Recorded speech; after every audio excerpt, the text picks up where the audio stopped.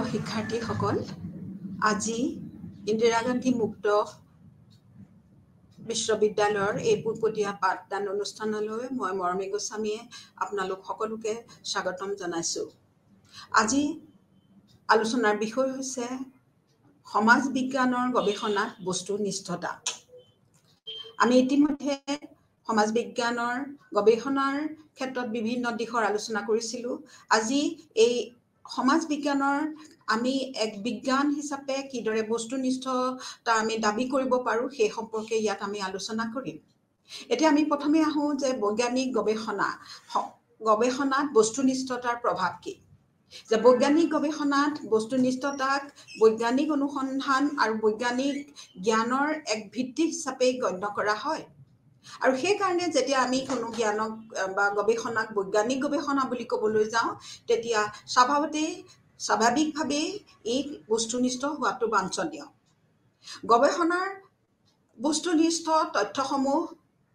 গৱেষকৰ ব্যক্তিগত বিশ্বাস আৰু মূল্যবোধৰ ওপৰত নহয়, তেওঁ অধ্যয়ন কৰা বস্তুৰ প্ৰকৃতিৰ ওপৰত নিৰ্ভৰ কৰে।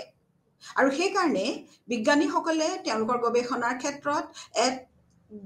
বস্তুনিষ্ঠ দৃষ্টিভংগী গ্ৰহণ কৰাটো নিতান্তই বাঞ্ছনীয়। তেওঁলোকে তেওঁলোকৰ ব্যক্তিনিষ্ঠ মূল্যবোধক তথ্যৰ আৱিষ্কাৰৰ বাটত বাধাৰ সৃষ্টি কৰিবলৈ কেতিয়াও নিদিয়ে। আৰু সেইকাৰণে আমি যদি গৱেষণাৰ বস্তুনিষ্ঠতা কি বুলি ক'ব লগা হয় বা ইয়াৰ অৰ্থ ব্যাখ্যা কৰিবলগীয়া হয়, তেতিয়াহ'লে আমি ক'ব পাৰিম যে গৱেষণাৰ বস্তুনিষ্ঠতাৰ অৰ্থ হৈছে গৱেষণা ব্যক্তিৰ ব্যক্তিগত বিশ্বাস আৰু মূল্যবোধৰ পৰা মুক্ত হোৱা।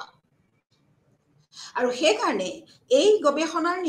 বস্তুনিষ্ঠতাই কি বুজায়? যে ই বুজায় যে গৱেষণাৰ বস্তুনিষ্ঠতাই বুজায় গৱেষকৰ ব্যক্তিগত নিৰপেক্ষতাক বুজায়। যে কোনো মূল্যবোধৰ বিচাৰ বা কোনো এটা বিষয় সম্পৰ্কে তেওঁৰ যি পূৰ্বধাৰণা থাকে, সেই পূৰ্বধাৰণাক কোনো বিচাৰ নকৰাকৈ সম্পূৰ্ণ তথ্যৰ ভিত্তিত তেওঁ সিদ্ধান্ত গ্ৰহণ কৰা কাৰ্যক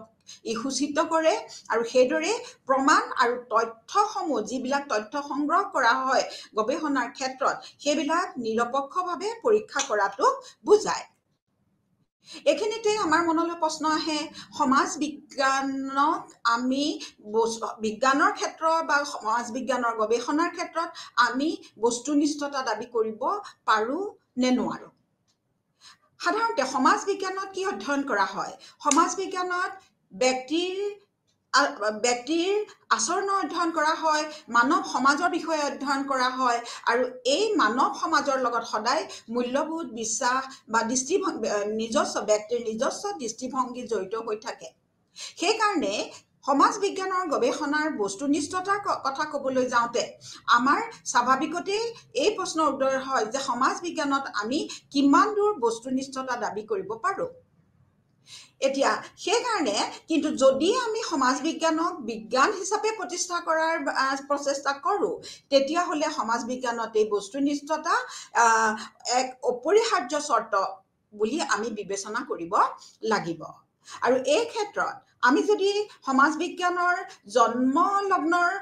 ইতিহাস যদি আমি চাওঁ, তেতিয়া আমি দেখিম যে সমাজ বিজ্ঞানক এক স্বতন্ত্ৰ বিজ্ঞান বা এক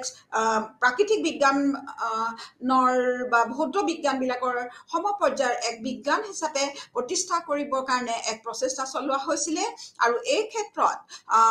বিশেষ আগভাগ লৈছিলে যিসকল ধনাত্মকতাবাদী সমাজ বিজ্ঞানী আছিলে, সেইসকলে এই দৃষ্টিভংগীৰ পৃষ্ঠপোষকতা কৰি সমাজ বিজ্ঞানত বস্তুনিষ্ঠতাৰ নিশ্চিতকৰণৰ কাৰণে তেওঁলোকে আগভাগ লৈছিলে। আৰু তাৰ পৰিপ্ৰেক্ষিততে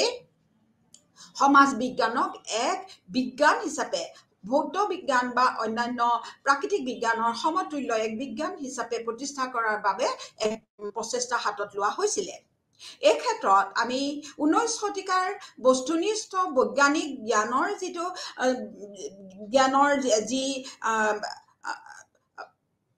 জ্ঞানৰ কাৰণে যি এক পৰিৱেশৰ সৃষ্টি হৈছিলে, বৈজ্ঞানিক সমাদৰ যি সময়ত বাঢ়িছিলে, সেই সময়ত যিসকল আধুনিকতাবাদী সমাজ বিজ্ঞানী আছিলে, বিশেষকৈ সমাজ বিজ্ঞানৰ পিতৃস্বৰূপ কমতে, ডাৰ্খেইম, মাৰ্কছ আদি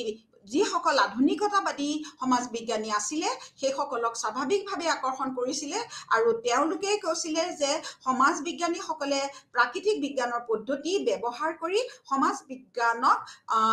এক স্বতন্ত্ৰ বিজ্ঞান হিচাপে প্ৰতিষ্ঠা কৰা উচিত। এই ভাগ ভাগ লৈছিলে কওঁতে, যদিও তেওঁ গোটেই কাম সম্পূৰ্ণ কৰিব নোৱাৰিলে। আৰু সেইকাৰণে সেই সময়তে কিন্তু আন কিছু সংখ্যক সমাজ বিজ্ঞানীয়ে যুক্তি দিছিলে যে সমাজ বিজ্ঞানে নিজকে প্ৰাকৃতিক বিজ্ঞানৰ আৰ্হি হিচাপে লোৱাটো সম্ভৱ বা বাঞ্ছনীয় নহয়, কাৰণ সমাজ বিজ্ঞান আৰু প্ৰাকৃতিক বিজ্ঞানৰ বিষয়বস্তুৰ মাজত যথেষ্ট পাৰ্থক্য আছে, দৰ্শনীয় পাৰ্থক্য আছে। গতিকে আমি সমাজ বিজ্ঞানীসকলে প্ৰাকৃতিক বিজ্ঞানক এক আৰ্হি হিচাপে, এক মডেল হিচাপে লৈ পেলাই গৱেষণা কৰাটো উচিত নহয়। আৰু সেইকাৰণে কি কৰা হৈছে, আৰু এই কথাটো তেওঁলোকে কৈছিলে যে যদিও ল'বলৈ বিচৰা হয়, তথাপিও সমাজ বিজ্ঞানক প্ৰাকৃতিক বিজ্ঞানৰ সমতুল্য বিজ্ঞান হিচাপে প্ৰতিষ্ঠা কৰাটো অতি কঠিন কাম হ'ব। এতিয়া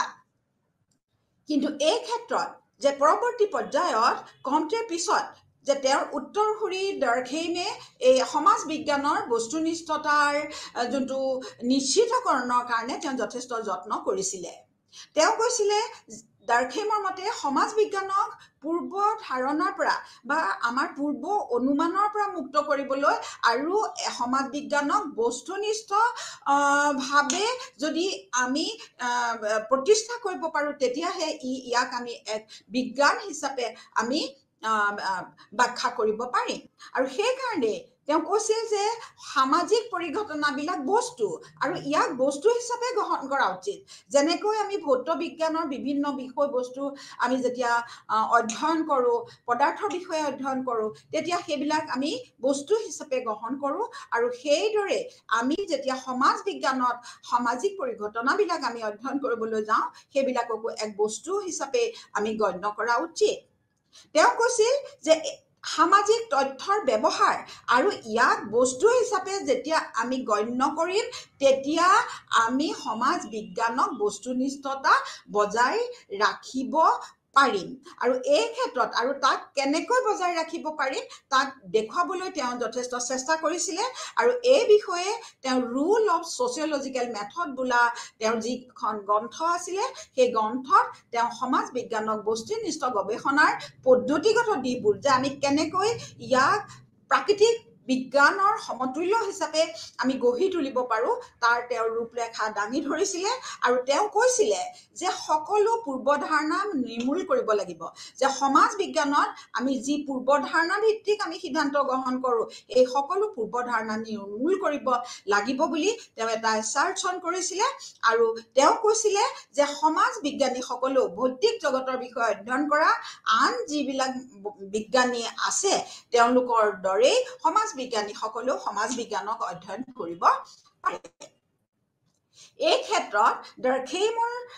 যি তত্ত্ব তেওঁ দাঙি ধৰিছিলে, তেওঁ কৈছিল যে তেওঁৰ এই তত্ত্বক ব্যাখ্যা কৰিবৰ কাৰণে তেওঁ এক বিশেষ এটা দিশৰ উল্লেখ কৰিছিল, সেইটো হৈছে সামাজিক তথ্য। যে সামাজিক তথ্য কি, যে আমাৰ ভৌতিক জগত বা আমাৰ মনোজগত আৰু সামাজিক জগত, এই তিনিখন জগতৰ আমি যদি তুলনা কৰোঁ, আমি দেখিবলৈ পাওঁ যে ভৌতিক জগতৰ নিৰ্ধাৰিত কিছুমান তথ্য আছে। যেনে আমি মধ্যাকৰ্ষণ ভৌতিক জগতৰ তথ্য, তেনেকৈ আমাৰ মনোজগতৰ লগত জড়িত কিছুমান তথ্য আছে। আৰু তেনেকৈ সমাজ জীৱনৰ লগতো জড়িত কিছুমান তথ্য আছে। যে সামাজিক জীৱনত এনেকুৱা কিছুমান বিশেষ তথ্য আছে যিবোৰ ভৌতিক বা মনোবিজ্ঞানৰ বিশ্লেষণৰে আমি ব্যাখ্যা কৰিব নোৱাৰোঁ। আৰু সেইবিলাক যিবিলাক তথ্য আমাৰ লগত থাকে, যিবিলাকক আমি ভৌতিক বা মনোবৈজ্ঞানিক বিশ্লেষণৰে আমি ব্যাখ্যা কৰিব নোৱাৰোঁ, সেইবোৰেই হৈছে সামাজিক তথ্য। এই সামাজিক তথ্যবিলাকৰ তেওঁ কিছুমান বৈশিষ্ট্যৰ বিষয়ে কৈছিলে যে এই সামাজিক তথ্যবিলাক হৈছে এইবিলাক হৈছে আমাৰ এটা বাহ্যিক এইবিলাক এক্সটাৰ্নেল যে আমাৰ বিভিন্ন দিশৰ আমাৰ মনোজগতৰ বস্তু নহয় এইবিলাক হৈছে যে আমাৰ যদিও আমাৰ চেতনাৰ লগত যুক্ত হৈ থাকে তথাপি এই তথ্যবিলাকক আমি বাহিৰৰ পৰা অনুভৱ কৰিবলৈ সক্ষম ই ব্যক্তিৰ বাবে বাহ্যিক আৰু সেইকাৰণে সামাজিক তথ্যক বস্তু হিচাপে গণ্য কৰা উচিত অৰ্থাৎ আমাৰ তেওঁ ইয়াৰ উদ্দেশ্য হিচাপে ৰিলিজন আমাৰ চেতনাৰ লগত যুক্ত কিন্তু ৰিলিজন আমাৰ এটা বাহ্যিক বস্তু আমি তাক ৰিলিজনক এটা বাহ্যিক বস্তু হিচাপে আমি ব্যৱহাৰ কৰিব পাৰোঁ সেইটো যে বিভিন্ন দিশৰ লগত জড়িত হৈ থাকে দ্বিতীয়তে ইয়াৰ লগত কনষ্টেইন যে দ্বিতীয়তে হৈছে সামাজিক তথ্যৰ আন এটা বৈশিষ্ট্য হৈছে কনষ্টেইন মিন ইয়াত বাধ্যবাধকতা থাকে যে আমি সেইবিলাক আজি ৰিলিজন আমি ব্যক্তিগত হিচাপে মানো বা নামানো তথাপিও সেই ৰিলিজনৰ বাধ্যবাধকতাবিলাক আমি সদায় মানি চলিব লাগিব আৰু থাৰ্ডতে আহিলে জি অৰ্থাৎ জেনেৰেল সাধাৰণীকৃত আজি আমি সামাজিক তথ্য হিচাপে আমি পৰিয়ালৰ কথা ক'ব পাৰোঁ আমি পৰিয়াল বুলি ক'লে যে পৰিয়াল একক পৰিয়াল হ'ব পাৰে যৌথ পৰিয়াল হ'ব পাৰে কিন্তু পৰিয়ালৰ যোনটো ধাৰণা সমাজত বাস কৰা প্ৰতিজন ব্যক্তিৰে পৰিয়াল বুলি ক'লে এটা তেওঁলোকৰ ধাৰণা পৰিয়াল কেনে হ'ব লাগে কি হয় বা এটা জেনেৰেলাইজ ধাৰণা এটা থাকে ৰিলিজন এটা সামাজিক তথ্য তেনেকৈ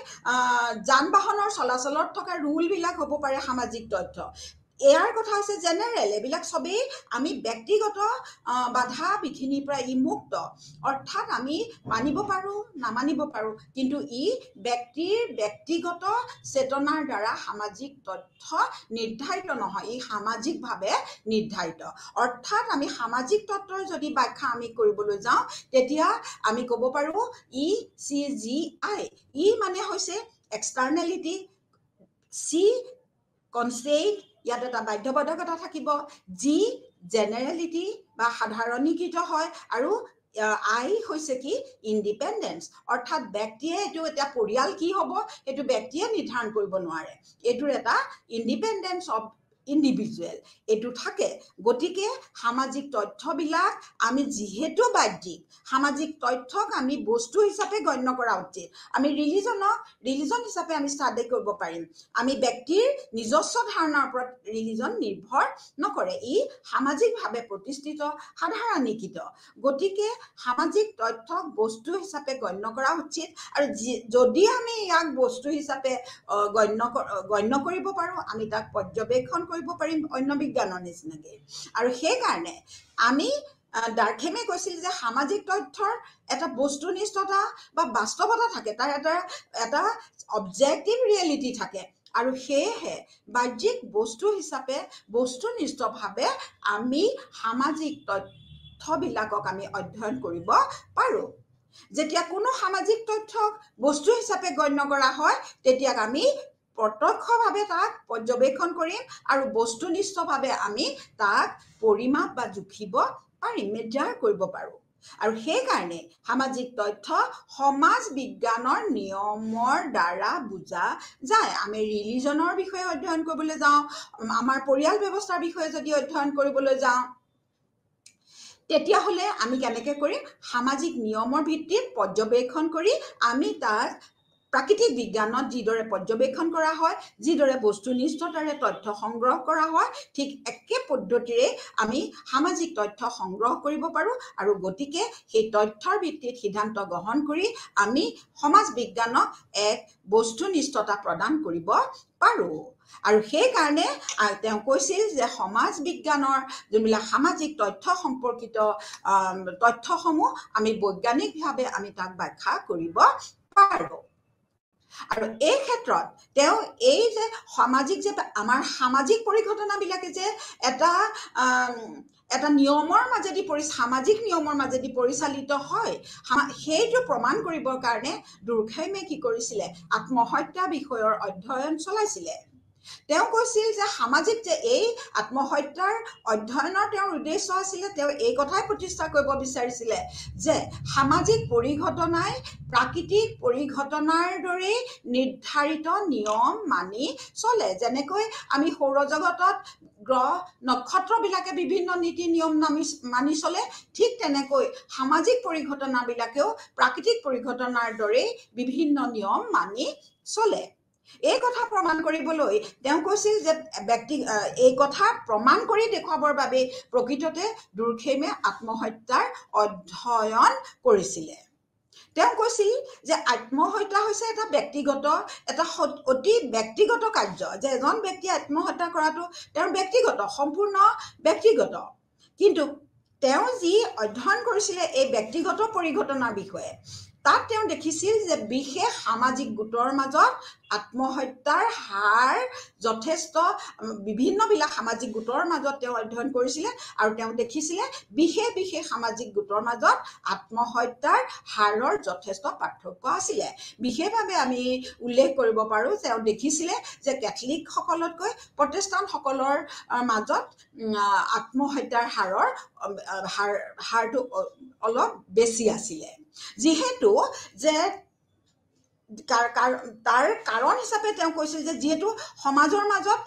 বিভিন্ন সমাজৰ মাজত এই হাৰৰ পদ্ধতিগতভাৱে ভিন্ন হৈছিলে, গতিকে স্বাভাৱিকভাৱেই আত্মহত্যাৰ হাৰৰ ওপৰত সামাজিক প্ৰভাৱ আছে। সেইকাৰণেই বেলেগ সমাজত আত্মহত্যাৰ যোনটো হাৰ বেলেগ হৈছিলে। গতিকে তেওঁ কৈছিল যে আত্মহত্যাৰ এই ব্যক্তিগত কাৰ্যটো সামাজিকভাৱে নিৰ্ধাৰিত বুলি ধৰি ল'ব পাৰি।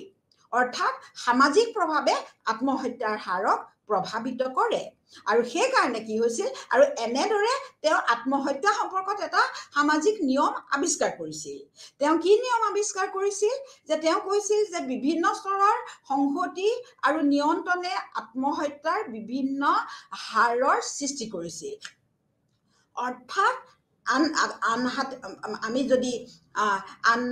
এটা দিশৰ পৰা কওঁ, তেতিয়া আমি ক'ব পাৰোঁ যে সমাজৰ সৈতে ব্যক্তিৰ সংহতিৰ স্তৰৰ ভিত্তিত আত্মহত্যাৰ হাৰ নিৰ্ধাৰিত হয়। যে এতিয়া কেথলিকসকলৰ যিসকলৰ সংহতিৰ স্তৰ তেওঁলোকৰ উচ্চ, কিন্তু প্ৰটেষ্টাণ্টসকলৰ মাজত ইয়াত কি আছিলে, নিম্ন আছিলে। গতিকে তেওঁলোকৰ মাজত এই পাৰ্থক্য দেখিব পোৱা গৈছিলে যে সমাজৰ এজন ব্যক্তিৰ সংহতিৰ স্তৰৰ ভিত্তিত আত্মহত্যাৰ হাৰ নিৰ্ধাৰিত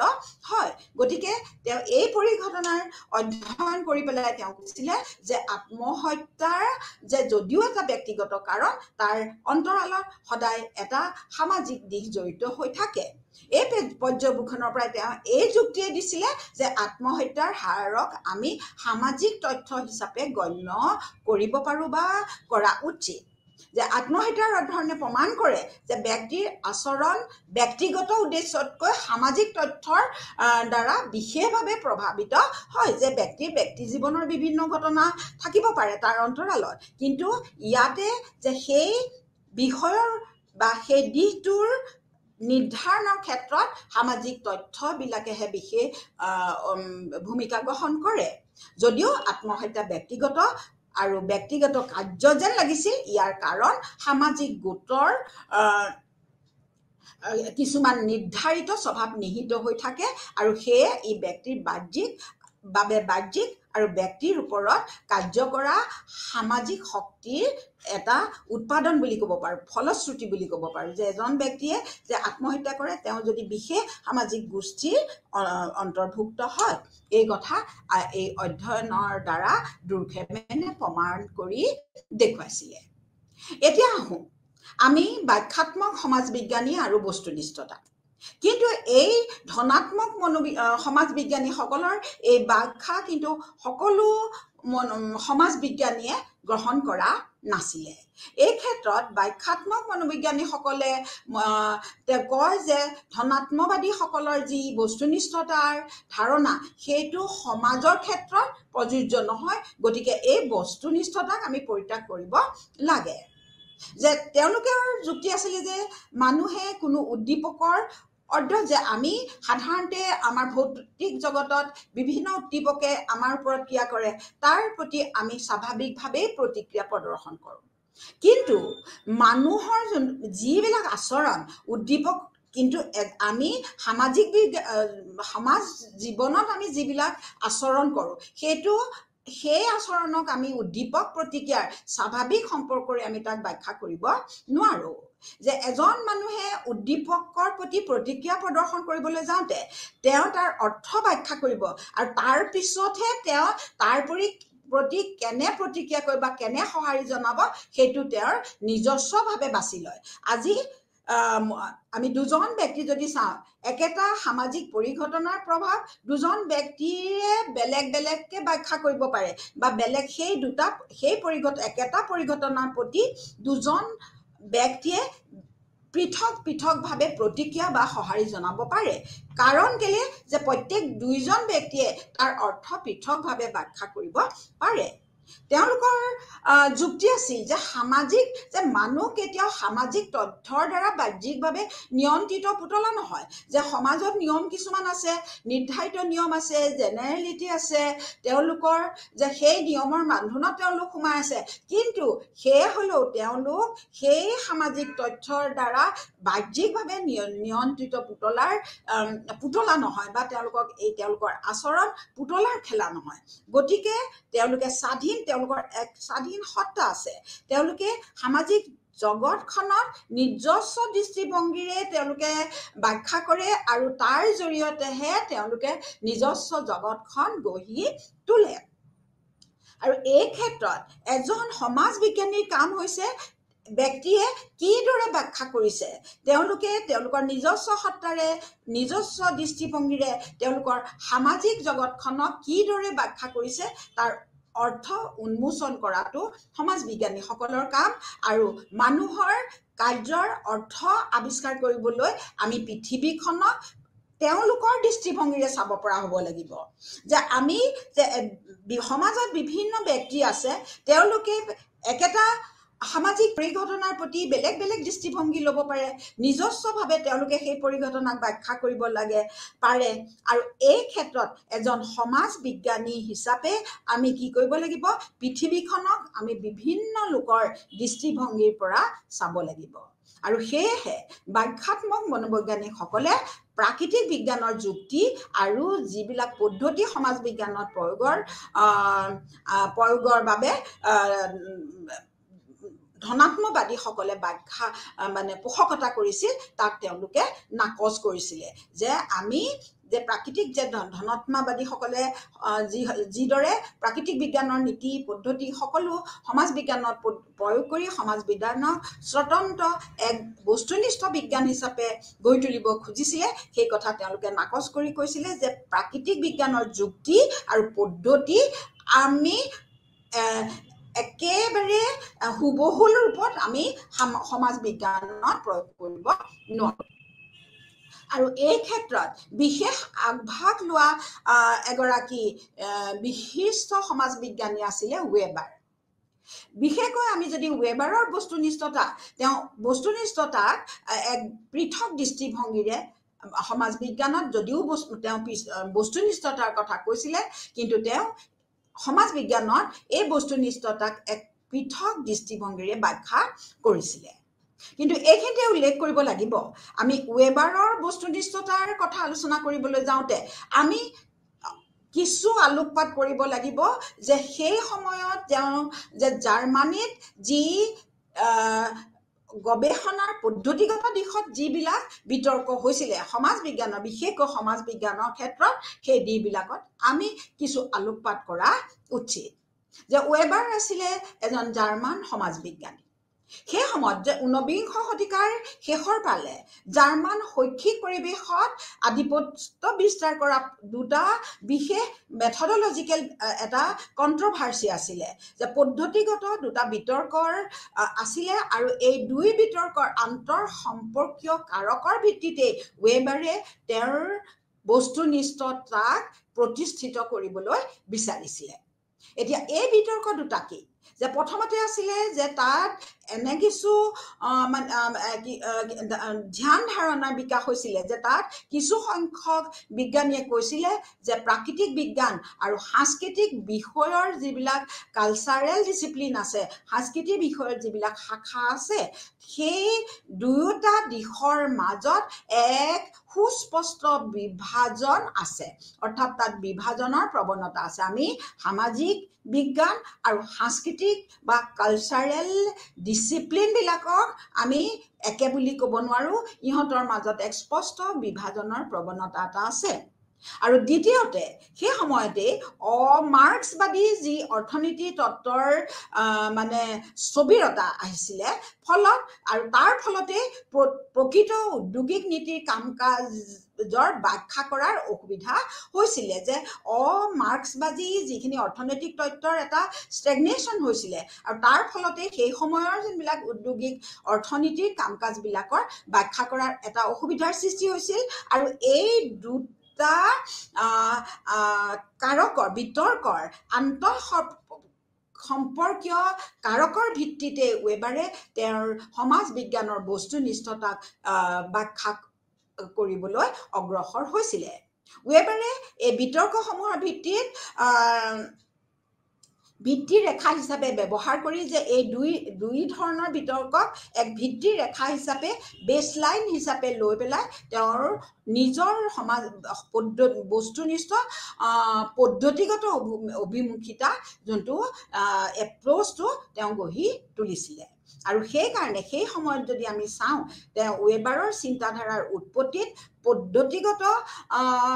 আহিলা যোগান ধৰিছিল দুজন চিন্তাবিদে। এই চিন্তাবিদ দুজন হৈছে যে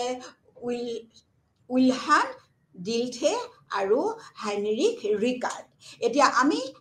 অকণমান আলোচনা কৰিম যে ৱেবাৰ আৰু ডিল্থে, যে ৱেবাৰ কেনেদৰে ডিল্থেৰ দৃষ্টিভংগীৰ পৰা প্ৰভাৱিত হৈছিল। যে ডিল্থে সেই সময়ত যুক্তি দিছিল যে সমাজ বিজ্ঞান আৰু প্ৰাকৃতিক বিজ্ঞানৰ বিষয় আৰু গৱেষকসকলে যি জ্ঞানপ্ৰাপ্ত,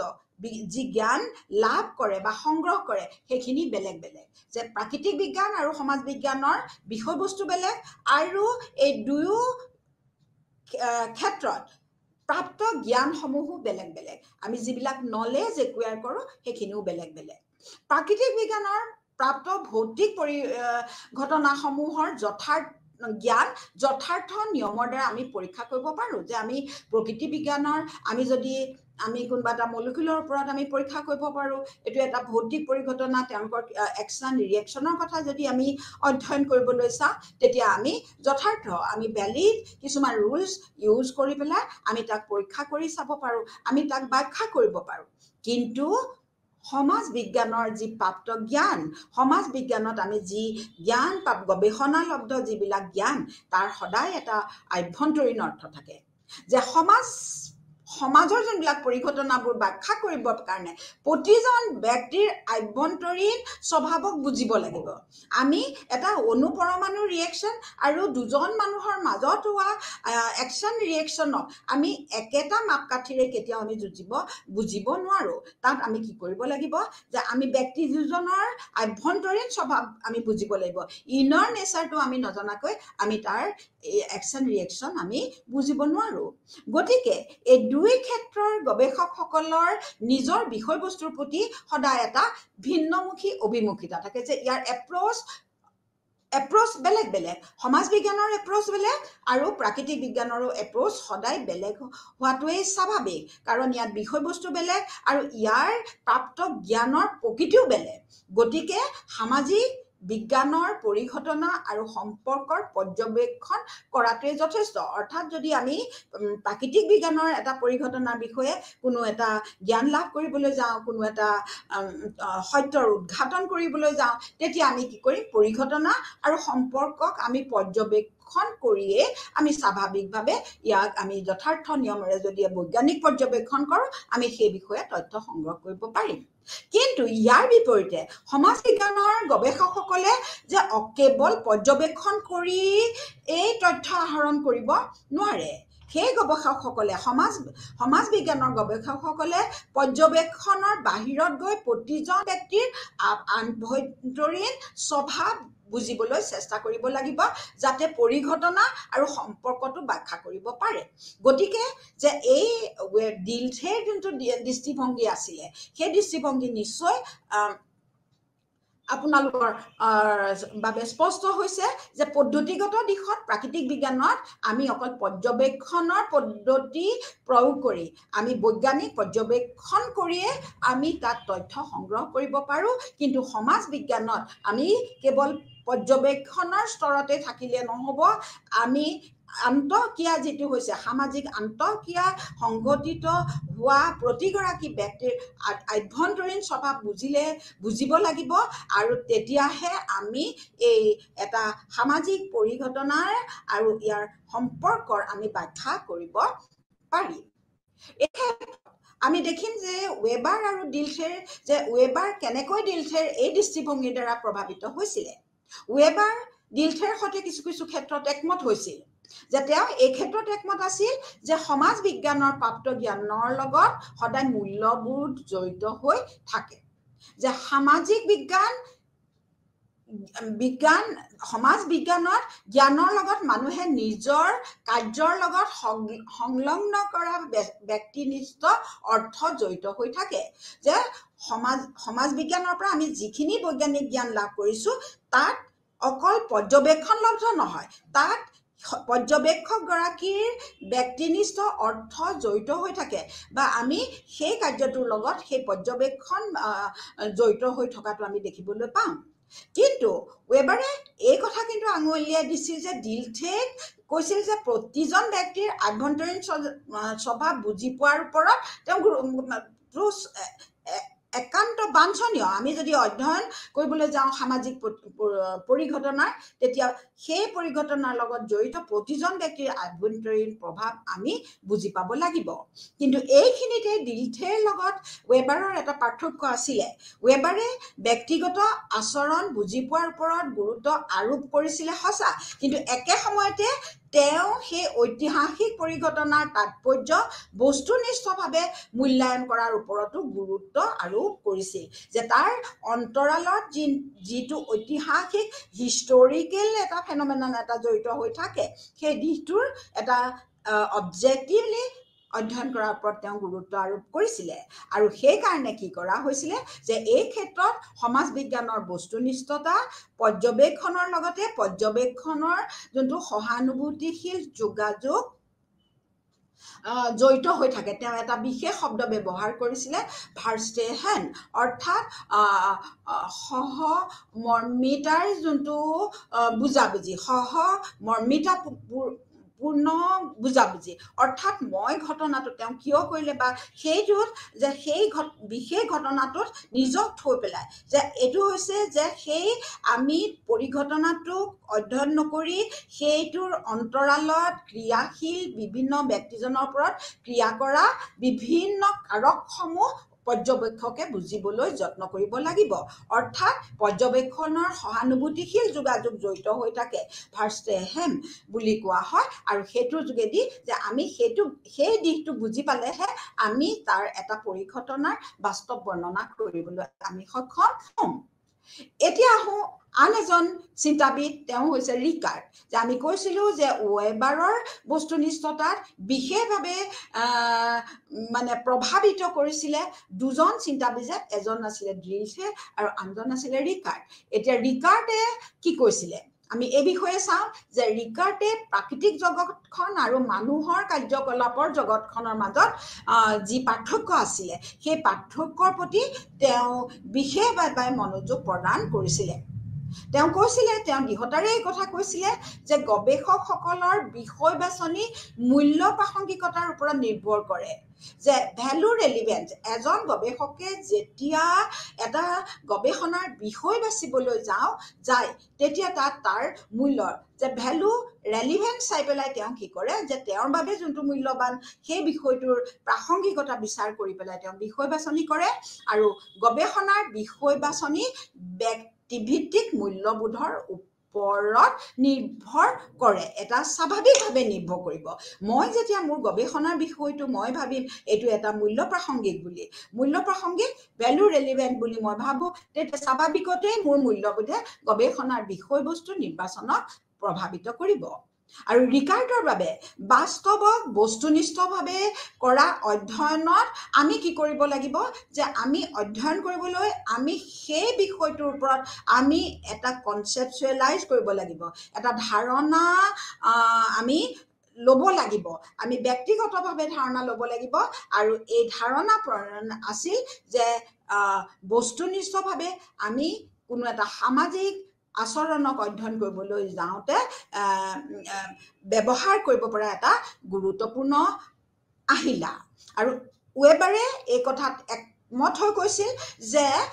বাস্তৱতা সীমাহীন আৰু গৱেষণাৰ বিষয়ৰ নিৰ্বাচন মূল্যবোধৰ দ্বাৰা নিৰ্ধাৰিত হয়। যে একেটা পৰিঘটনা, যে বাস্তৱতা সীমাহীনৰ অৰ্থ কি, যে একেটা পৰিঘটনাকে বিভিন্নজন ব্যক্তিয়ে বিভিন্ন দিশৰ পৰা চাব পাৰে, যে সেইকাৰণে যে গৱেষণাৰ যেতিয়া বিষয়ৰ নিৰ্বাচন যেতিয়া কৰিবলৈ যায় তেওঁ একেটা বিষয়কে একেটা বিভিন্ন সমস্যাত্মক দিশৰ পৰা তেওঁ চাই বিভিন্ন দিশৰ পৰা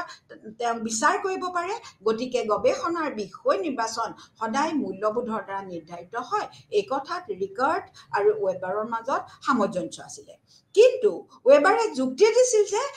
যদিও আমি বিষয়বস্তু বাছনিৰ ক্ষেত্ৰত আমাৰ মূল্যবোধে এক নিৰ্ধাৰক ভূমিকা গ্ৰহণ কৰে, কিন্তু গৱেষণাৰ প্ৰক্ৰিয়াৰ বস্তুনিষ্ঠতা তেতিয়াই সম্ভৱ হ'ব যেতিয়া তথ্যসমূহ স্পষ্টভাৱে ধাৰণা গঠন কৰা, তথ্যসমূহ সম্পৰ্কে আমি এটা ধাৰণা গঠন কৰিব পাৰিম আৰু তাক আমি পদ্ধতিগতভাৱে বিশ্লেষণ কৰিব পাৰিম। যে নিৰ্ধাৰিত পদ্ধতিৰে আমি বৈজ্ঞানিক পদ্ধতিৰে বিশ্লেষণ কৰিব লাগিব আৰু তাৰ আগতে আমি এটা স্পষ্ট ধাৰণা, আমি তাৰ এটা এজাম্পশ্যন ল'ব লাগিব। গতিকে এইখিনিতে আছিলে যে যদিও আমি দেখিছোঁ যে ৱেবাৰ আৰু ডিলথ্ৰেৰ ধাৰণাগত বহুত ক্ষেত্ৰত প্ৰভাৱ থাকিলেও আমি দেখিছোঁ যে কিছু কিছু ক্ষেত্ৰত ৱেবাৰে এই প্ৰভাৱবিলাক গ্ৰহণ কৰিও তেওঁৰ নিজস্ব দৃষ্টিভংগীৰে সমাজ বিজ্ঞানত বস্তুনিষ্ঠতা প্ৰতিষ্ঠা কৰিব বিচাৰিছিলে। এতিয়া ৱেবাৰৰ যোনটো বস্তুনিষ্ঠতা, এই দুটা দিশ আলোচনা কৰাৰ পিছত, দুইজন চিন্তাবিদৰ প্ৰভাৱ সম্পৰ্কে আলোচনা কৰাৰ পিছত আমি ৱেবাৰৰ বস্তুনিষ্ঠতা সম্পৰ্কে যেতিয়া আমি আলোচনা কৰিবলৈ যাম তেতিয়া দেখিম যে ৱেবাৰে সমাজ বিজ্ঞানৰ গৱেষণাত মূল্যবোধৰ অপৰিহাৰ্য ভূমিকা গুৰুত্ব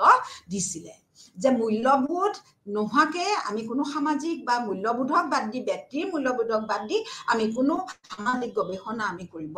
নোৱাৰো। ৱেবাৰৰ মতে কোনো মূল্যবোধক তথ্যৰ দ্বাৰা আমি প্ৰমাণ কৰিব নোৱাৰো, তাক আমি অপ্ৰমাণো কৰিব নোৱাৰো যে এইটো শুদ্ধ এইটো অশুদ্ধ বুলি আমি কেতিয়াও তাক নাকচ কৰিব নোৱাৰো। কিন্তু সমাজ বিজ্ঞানত বস্তুনিষ্ঠতা, আৰু সেইকাৰণে আমি কি বুলি ক'ব লাগিব, যদিও তেওঁ সমাজ বিজ্ঞানত বস্তুনিষ্ঠতাৰ কথা কৈছিল, তেওঁ এটা কথা উল্লেখ কৰিছিল যে সমাজ বিজ্ঞানত বস্তুনিষ্ঠতা মূল্য নিৰপেক্ষ নহয়। মূল্যবোধক বাদ দি আমি সমাজ বিজ্ঞানৰ বস্তুনিষ্ঠতাৰ কথা আমি চিন্তা কৰিব নোৱাৰো। কাৰণ সংস্কৃতি সদায় মূল্যবোধমুখী আৰু গৱেষণাৰ বিষয় বাছনিও মূল্যবোধৰ ওপৰত ভিত্তি কৰি কৰা হয়। গতিকে ব্যক্তিজনে কোনো বিষয় বাছি লোৱাৰ একমাত্ৰ ভিত্তিয়ে হৈছে মূল্যবোধ। কিন্তু গতিকে আমি সামাজিক গৱেষণা মূল্য নিৰপেক্ষ হ'ব নোৱাৰে। কিন্তু এবাৰ অধ্যয়নৰ বাবে যেতিয়া আমি এটা বিষয় বাছি ল'লোঁ আৰু বাছি লোৱাৰ পিছত এবাৰে কৈছিলে যে বিজ্ঞানীজনে বস্তুনিষ্ঠ গৱেষণা প্ৰক্ৰিয়া অনুসৰণ কৰি তাক অনুসন্ধান কৰিব লাগিব। অৰ্থাৎ যে পদ্ধতিগত দিশত বস্তুনিষ্ঠতা থাকিব, কিন্তু বিষয়বস্তু নিৰ্বাচনৰ ক্ষেত্ৰত আমি কেতিয়াও মূল্য নিৰপেক্ষ হ'ব নোৱাৰো। আৰু এইখিনিতে তেওঁ কৈছিল যে মূল্যবোধ মুক্ত সমাজ বিজ্ঞানৰ কথা যেতিয়া তেওঁ ক'লে যে মূল্যবোধ মুক্ত সমাজ বিজ্ঞান, যে ৱেবাৰে যুক্তি দিছিল যে গৱেষণা প্ৰক্ৰিয়াটোক আমি যেতিয়া মূল্যবোধ মুক্ত সমাজ বিজ্ঞানৰ কথা কওঁ তেতিয়া আমি যে মূল্য নিৰপেক্ষ সমাজ বিজ্ঞান নহয়, যে বিষয়টো বাছি লোৱালৈকে আমাৰ মূল্যবোধ থাকিব। ৱেবাৰে যুক্তি দিছিল যে গৱেষণা প্ৰক্ৰিয়াটো বস্তুনিষ্ঠ হোৱাটো প্ৰয়োজন। আমি যেতিয়া গৱেষণাৰ প্ৰক্ৰিয়াটো আৰম্ভ কৰিম তেতিয়া আমি তাত বস্তুনিষ্ঠ পদ্ধতি প্ৰয়োগ কৰিব লাগিব, আৰু গৱেষণাৰ পদ্ধতিসমূহ বস্তুনিষ্ঠভাৱে যেতিয়া আমি অনুসৰণ কৰি আৰু তাৰ দ্বাৰা যুক্তিসংগতভাৱে আচৰণৰ যোনটো আমি হাইপথেচিছ ল'লোঁ বা অনুমান কৰি আমি কি কৰিব পাৰোঁ যে সমাজ বিজ্ঞানত বস্তুনিষ্ঠতা আমি বজাই ৰাখিব পাৰিম।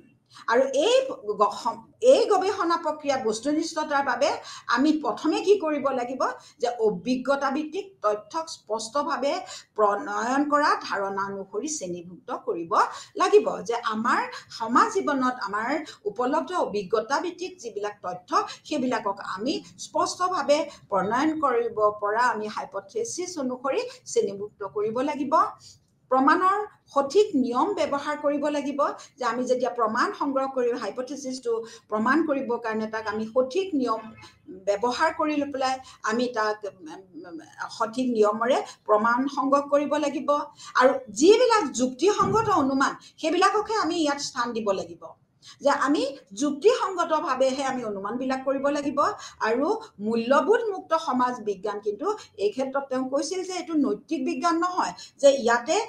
কি হ'ব লাগে, হোৱাট অট টু বি, এই বিষয়ত ই গুৰুত্ব প্ৰদান নকৰে। যে ইয়াত কি যে সামাজিক পৰিঘটনাটো হোৱাট ইট ইজ এই বিষয়েহে ইয়াত অধ্যয়ন কৰা হয়। আৰু সেইকাৰণে সমাজ বিজ্ঞান হৈছে বিজ্ঞানৰ এটা ক্ষেত্ৰ, স্বাভাৱিক বিজ্ঞানৰ দৰে এটা বিজ্ঞানৰ ক্ষেত্ৰ, য'ত অট টু বি কি উচিত অনুচিত বিচাৰ কৰাৰ তাত কোনো স্থান নাই। এতিয়া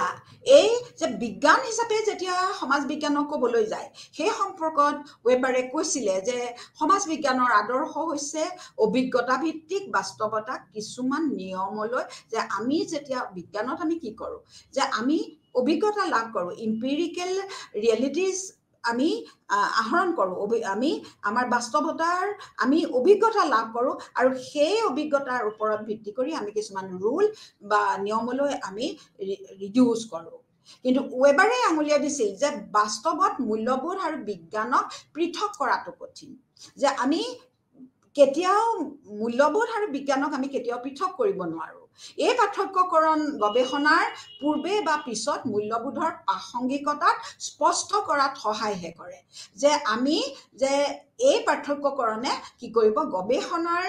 যে পূৰ্বত আৰু গৱেষণাৰ পিছত মূল্যবোধৰ প্ৰাসংগিকতাক স্পষ্ট কৰাতহে আমাক সহায় কৰিব পাৰে। গৱেষণা কৰাৰ বিষয় এটা বাছি লোৱাৰ কোনো বৈজ্ঞানিক উপায় নাই। বিষয় বাছনি যে আমি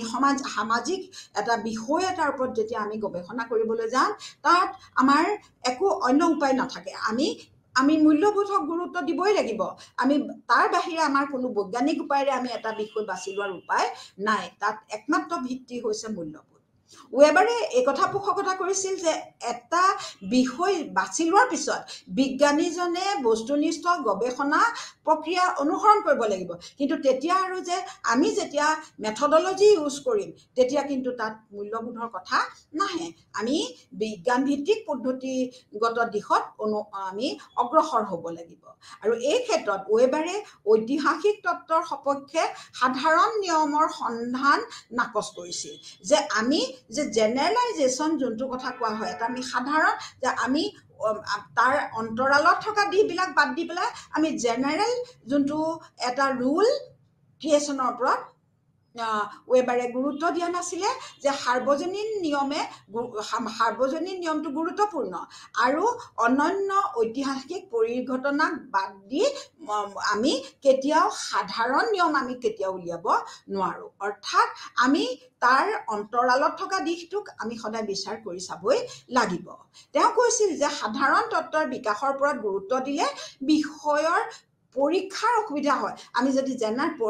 এটা সামাজিক পৰিঘটনাক অধ্যয়ন কৰিবলৈ গৈ আমি তাৰ সাধাৰণ নিয়ম উলিয়াবলৈ যোৱাটোতহে অধিক গুৰুত্ব দিওঁ, তেতিয়াহ'লে তাক পৰীক্ষা কৰাত সাধাৰণতে অসুবিধা হয়। আৰু তাৰ বাবে তেওঁ কি কৰিছিলে যে এক আদৰ্শ প্ৰকাৰ যোনটো আইডিয়েল টাইপ নামৰ এক পদ্ধতিৰ তেওঁ কি কৰিছিলে পৃষ্ঠপোষকতা কৰিছিলে। আইডিয়েল টাইপ কি,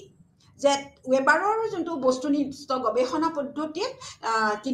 পদ্ধতিত বস্তুনিষ্ঠভাৱে অনুসৰণ কৰি তাৰ দ্বাৰা যুক্তিসংগত আচৰণ অনুমান কৰি বস্তুনিষ্ঠতাক বজাই ৰাখিব পাৰি। গতিকে ৱেবাৰে যুক্তি দিছিল যে গৱেষণা প্ৰক্ৰিয়াটো বস্তুনিষ্ঠ হোৱাটো প্ৰয়োজন, কিন্তু সমাজ বিজ্ঞানত মূল্যবোধৰ বাবে এক গুৰুত্বপূৰ্ণ ভূমিকা থাকিব লাগিব। তেওঁ কৈছিল সমাজ বিজ্ঞানিক মূল্যবোধে গৱেষণাৰ পথ প্ৰদৰ্শন হিচাপে কৰে, কি গৱেষণা কৰিব সেইটো নিৰ্ধাৰণ কৰে, তথ্য সংগ্ৰহ বা অনুমান বা আমি যেতিয়া কেনেকৈ আমি কি অনুমান কৰিম সেইটো নিৰ্ধাৰণতো মূল্যবোধে সহায় কৰিব, কিন্তু তথ্যৰ ব্যাখ্যাত মূল্যবোধ আমি ব্যাখ্যা কৰাটো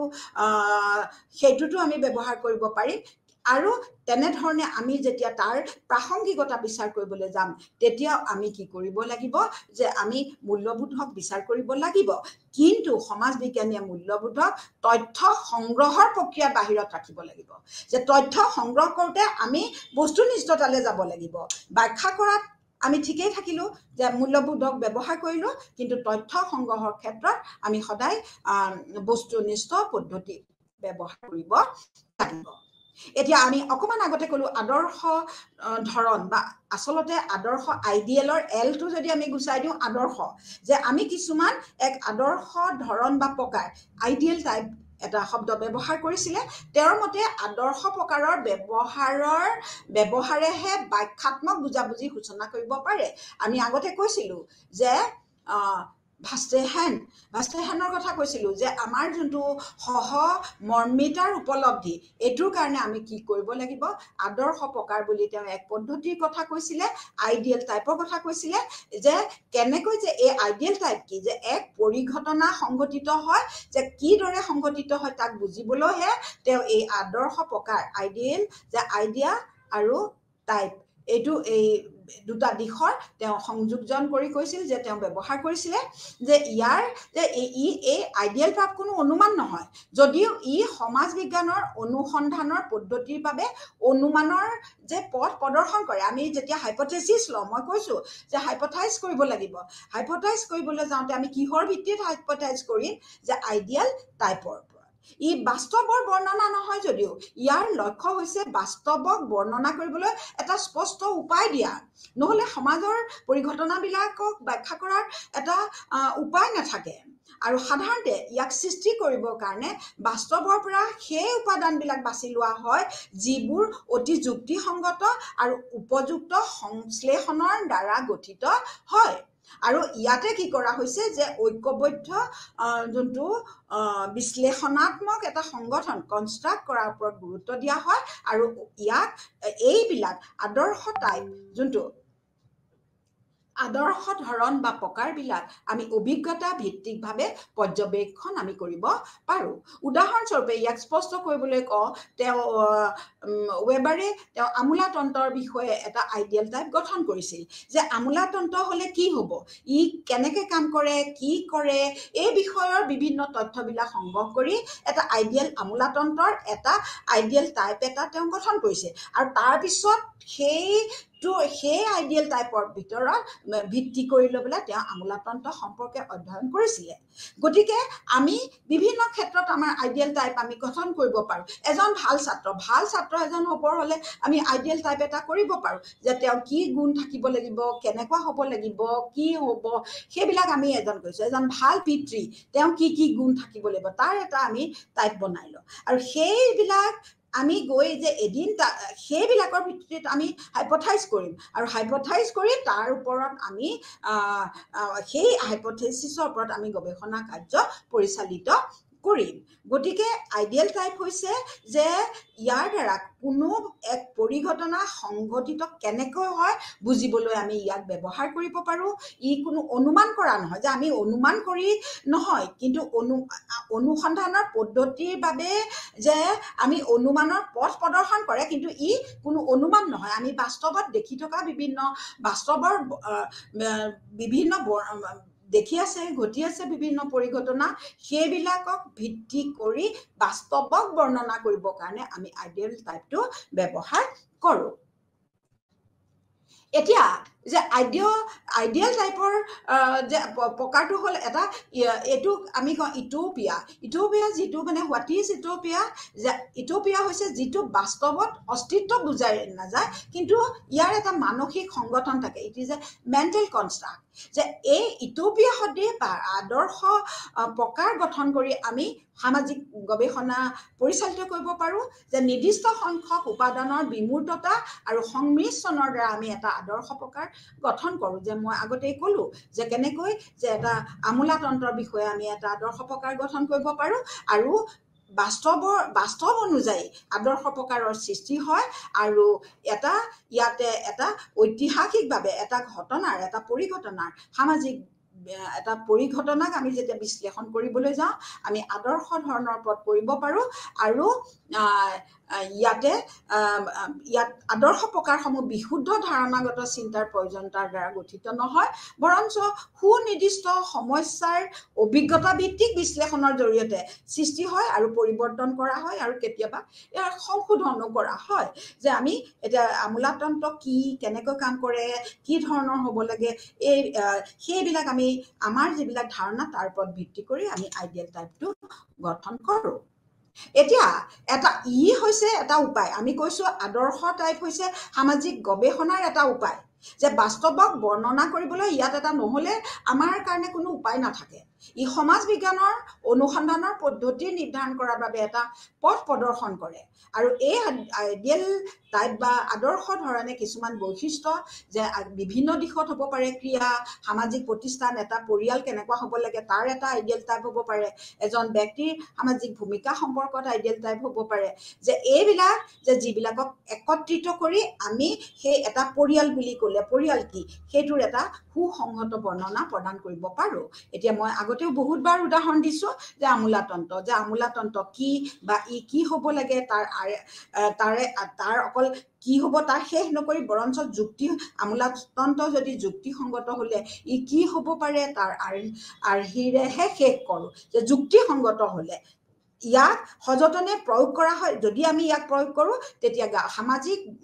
গৱেষণাৰ কাৰণে ই এক উৎকৃষ্ট বা উপযোগী আহিলা হিচাপে ক্ৰিয়া কৰিব পাৰে এতিয়া আমি আহোঁ সমাজ বিজ্ঞানত বস্তুনিষ্ঠতাক প্ৰভাৱিত কৰা আন এগৰাকী বিশিষ্ট সমাজ বিজ্ঞানী তেওঁৰ নাম হৈছে পপাৰে 20 শতিকাৰ পপাৰ আছিলে এজন 20 শতিকাৰ এজন প্ৰভাৱশালী দাৰ্শনিক তেওঁ ধনাত্মবাদীসকলৰ পৰা তেওঁ পৃথক আছিল কাৰণ তেওঁলোকৰ মতামতক নাকচ কৰি কৈছিল যে বিজ্ঞানৰ এটা নিজস্ব বৈশিষ্ট্য আছে তেওঁ নাকচ কৰিছিলে যে আমি বিজ্ঞান বুলি ক'লে বিজ্ঞান সাধাৰণতে বিশেষভাৱে ইণ্ডাকটিভ ৰিজনিং আৰু ভেৰিফিকেশ্যনৰ দিশটো বিজ্ঞানৰ লগত জড়িত হৈ থাকে যে আমি যে এই ইণ্ডাকটিভ ৰিজনিং আৰু ভেৰিফিকেশ্যন যে সত্য প্ৰমাণ কৰা যে আমি এটা থিয়ৰী ডেভেলপ কৰিলোঁ থিয়ৰীটো আমি কি কৰিছোঁ ইণ্ডাকটিভ আমি তাত কি কৰিছোঁ যে এটা বিভিন্ন ধৰণৰ বিশিষ্ট অধ্যয়ন কৰি লৈ পেলাই আমি তাক ভেৰিফাই কৰিলোঁ সত্য প্ৰমাণ কৰি আমি এটা থিয়ৰী ডেভেলপ কৰোঁ কিন্তু পপাৰে এই ইণ্ডাকটিভ ৰিজনিঙক তেওঁ কি কৰিছিলে তেওঁ সমৰ্থন কৰা নাছিলে তেওঁ যে সকলো জ্ঞান অস্থায়ী যিকোনো মুহূৰ্ততে আমি আজি যিটো জ্ঞান স্থায়ী সঁচা বুলি কৈছোঁ কালিলৈ তাক অসত্য হ'ব পাৰে অৰ্থাৎ আমি ফলচিফিকেশ্যনৰ কথা কৈছিল তেওঁ যে কোনো জ্ঞানক সত্য বুলিও কেতিয়াও স্থায়ী প্ৰমাণ থাকিব নোৱাৰে আজি আমি যিটো এটা কথা আমি সত্য বুলি আজি গ্ৰহণ কৰিছোঁ সি কেতিয়াও স্থায়ী হ'ব নোৱাৰে বুলি তেওঁ কৈছিলে যে তেওঁ কৈছিল যে সমাজ বিজ্ঞানত বস্তুনিষ্ঠতা আন্তঃব্যক্তিগত সমালোচনাৰ জৰিয়তে লাভ কৰিব পাৰি ইণ্টাৰ ছাবজেক্টিভিটিৰ জৰিয়তেহে আমি বস্তুনিষ্ঠতা লাভ কৰিব পাৰোঁ বুলি কৈছিলে এইদৰে আমি কেতিয়াও কোনো তত্ত্বক সত্য বুলি প্ৰমাণ কৰিব নোৱাৰোঁ যে এইটো নিশ্চিত চিৰদিনৰ কাৰণে সত্য বুলি আমি কোনো কথা নিশ্চিতভাৱে ক'ব নোৱাৰোঁ আৰু পপাৰৰ সমাজ বিজ্ঞানৰ যিটো প্ৰভাৱ তেওঁৰ মতে সমাজ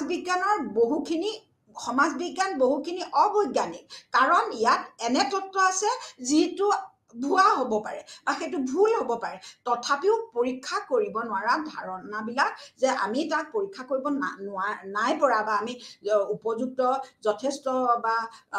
প্ৰমাণ আমি দিব নোৱাৰো কিন্তু তথাপিও সেই ধাৰণাবিলাক একেবাৰে অৰ্থহীন বুলি আমি ক'ব নোৱাৰো কিয় নোৱাৰো যে প্ৰথম কাৰণ কথা কৈছিলে যে আজি যিটো কথা আমি মূল্যৱান নহয় বা আমি তথ্যৰ দ্বাৰা যাক আমি প্ৰমাণ সত্য বুলি প্ৰমাণ কৰিব পৰা নাই বা যাক আমি আজি ভুৱা বা মিছা বুলি কৈছো সেইটো এটা সময়ত সেইবোৰ পৰীক্ষাযোগ্য হ'ব পাৰে তাক আমি পৰীক্ষাৰ দ্বাৰা কালিলৈ তাক প্ৰমাণ কৰি দেখুৱাবও পাৰো দ্বিতীয়তে আমি ইয়াৰ স্পষ্টতা আৰু যুক্তিসংগত সামঞ্জস্যতাৰ বাবে পৰীক্ষা কৰিব পাৰো যে আমি আজি এইটো আমি অবৈজ্ঞানিক বুলি কৈ আছো কিন্তু কালিলৈ তাক অধিক স্পষ্ট আজি যিটো বিষয় আমি অধ্যয়ন কৰিছো তাক অধিক স্পষ্ট কৰিবৰ কাৰণে যুক্তিসংগতভাৱে আমি প্ৰতিষ্ঠা কৰিবৰ কাৰণে আমি বিভিন্ন ধৰণৰ পৰীক্ষা কৰাৰ সুবিধা থাকে যে সেইকাৰণে আমি যে কি কৰিব পাৰো ইয়াৰ উদাহৰণস্বৰূপে যে বিভিন্ন সমাজ বিজ্ঞান সম্পন্ন যোনবিলাক দৃষ্টিভংগীৰ মাজত বিতৰ্কই চিন্তাধাৰাক স্পষ্ট কৰিব পাৰে আজি পজিটিভিষ্টে যোনটো সত্য বুলি কৈছে কালিলৈ ব্যাখ্যাত্মক মনোবিজ্ঞানীয়ে তাক মিছা বুলি কৈছে পিছত আমি সেইবিলাকৰ মাজত যদি যুক্তিসংগতভাৱে বিচাৰ বিশ্লেষণ কৰা হয় কৰি পেলাই আমি কোনটো সত্য কোনটো ভুল তাক প্ৰমাণ কৰাৰ যথেষ্ট সম্ভাৱনীয়তা আমাৰ হাতত থাকে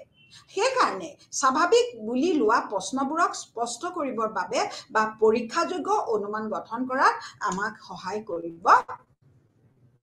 পাৰে আৰু পপাৰৰ যুক্তিত সমাজ বিজ্ঞান সম্পৰ্কত তেওঁ যিখিনি যুক্তি আগবঢ়াইছিলে সেই যুক্তিত তিনিটা প্ৰধান ধাৰণাই সমাজ বিজ্ঞানৰ বৈশিষ্ট্য প্ৰতিফলিত কৰিছিলে তেওঁ কৈছিল বৈজ্ঞানিক যে বহুতো সাধাৰণ সামাজিক পৰিস্থিতি আছে যাৰ নিয়মীয়া পুনৰাবৃত্তি পৰ্যবেক্ষণ কৰিব পাৰি যে সামাজিক ঘটনাবিলাকত গতিকে ইয়াক আমি বৈজ্ঞানিক বুলি ক'ব পাৰো ইয়াক বস্তুনিষ্ঠ বুলিও ক'ব পাৰো পপাৰে সমাজ বিজ্ঞানক বস্তুনিষ্ঠ বুলি কৈছে কাৰণ ভৌতিক সমাজতো কিছুমান ভৌতিক শক্তি আছে যিবিলাকে সমাজ বিজ্ঞানক বস্তুনিষ্ঠ চৰিত্ৰ প্ৰদান কৰে আৰু তৃতীয়তে অভিজ্ঞতা ভিত্তিক এই কাৰণে যে সমাজ বিজ্ঞানে আমাক সামাজিক জগতখনৰ বিষয়ে এক বস্তুনিষ্ঠ বুজাবুজি প্ৰদান কৰিব পাৰে আৰু বস্তুনিষ্ঠতাক আমি কেনেকে আন্তঃবিষয়গত অৰ্থাৎ যে ইণ্টাৰ ছাবজেক্টিভিটিৰ ওপৰত ভিত্তি কৰি আমি সেইবিলাক আমি সমাজ বিজ্ঞানৰ বস্তুনিষ্ঠতা নিৰ্ধাৰণ কৰিব পাৰিম আৰু সমাজ বিজ্ঞানত সামাজিক আৰু ভৌতিক শক্তিসমূহৰ